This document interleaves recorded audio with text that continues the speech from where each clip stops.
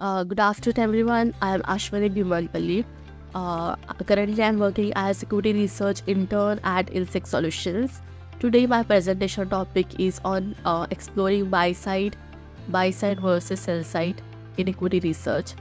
Buy side refers to the institutional investors who manage and invest money on behalf of clients. For example, mutual funds, hedge funds, pension funds, insurance companies, and other asset management firms.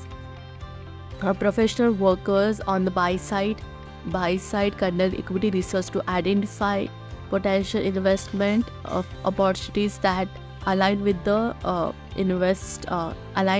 investment objectives and strategies.